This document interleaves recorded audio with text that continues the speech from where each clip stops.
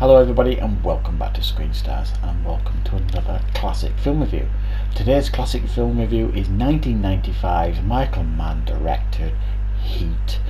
An absolutely fantastic film that stars, of course, Al Pacino, Robert De Niro. We also have Val Kilmer, Jon Voight, Tom Sizemore, Diane Venora, Amy Brenneman, Ashley Judd, Wes Studi, Ted Levine, William Fincher, Tom Noonan and Natalie Portman.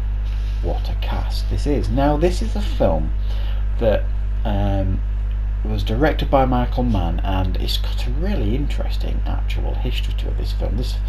This film was actually, the two main characters here, played by Al Pacino and Robert De Niro, are actually based on real people. There was a relationship between this Neil McCrawley and this police detective.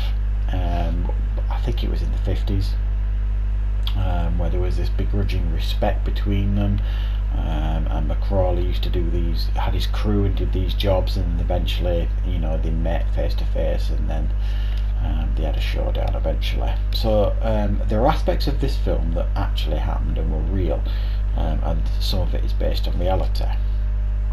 And it was also initially remade as a TV movie called LA Takedown in 1989, I believe it was. And then Michael Mann, at that time, he was only really known for Miami Vice. I'm not even sure he'd done Manhunter by that point. I think he had, but he wasn't as prominent. But eventually he managed to get the funds together to make this into like a full feature film. And what a film that we got here. Now essentially, if you don't know, this film focuses on Al Pacino's character Lieutenant Vincent Hanna and Robert De Niro's character Neil McCrawley. Now Al Pacino is a lieutenant in the police force, and his job is to basically take down crews that do robberies, take down banks, or just rob whatever basically, and he's very, very good at it. He's cost him 2 marriages already because he's totally committed to his job. And the flip side of that is we have Robert De Niro's character Neil McCrawley, who has his own crew, with Val Kilmer, Tom Sizemore, people like that in it.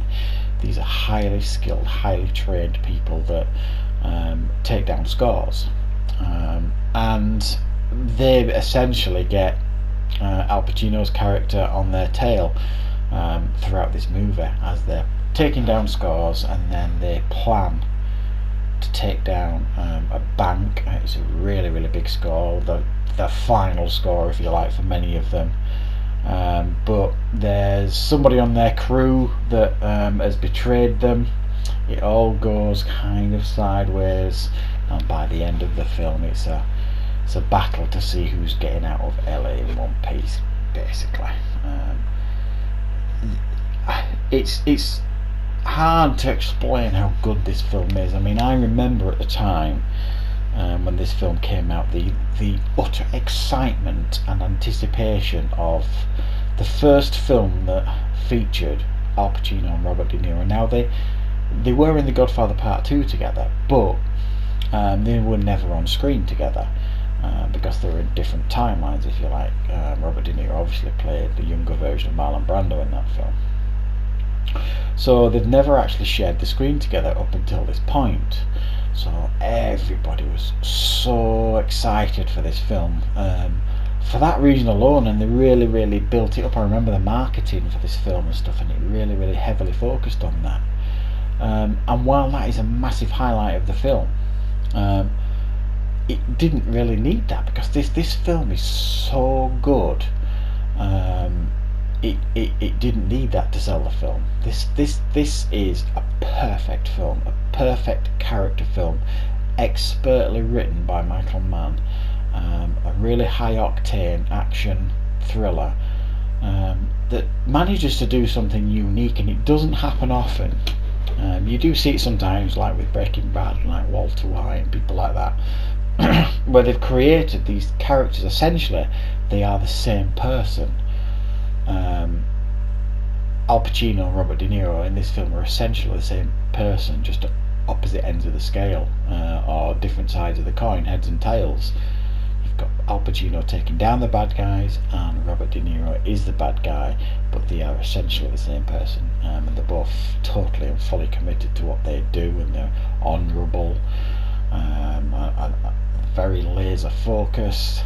And what I mean by the Walter White comparison is Robert De Niro's character, even though he's a criminal in this film, and at times he does what you could describe as pretty despicable things, you can't help but root for him and the others on his crew for the most part, even when it all goes completely sideways and we are treated to one of the greatest shootouts in cinema history, when the bank job goes wrong and you get that huge shootout on the streets that was so impactful, so intense, and people are, police officers have been killed left, right and centre by this crew. Even at that point, you want them to get out. You want them to get out in one piece. And I essentially, this film, I'm giving it a 10 out of 10. It's a rare 10 out of 10 on this channel. It's a perfect film. I can't give you any faults for it. If it's a film you haven't seen yet, I can't recommend it highly enough. It's a film that's timeless. It's one of those films that you can watch 10 years from now, 20 years from now, 30 years from now and beyond, and it will still stand up, because of the strength of the film, the way it's written, the way it's directed. Hugely stylized film, with some incredible performances by everybody in the film.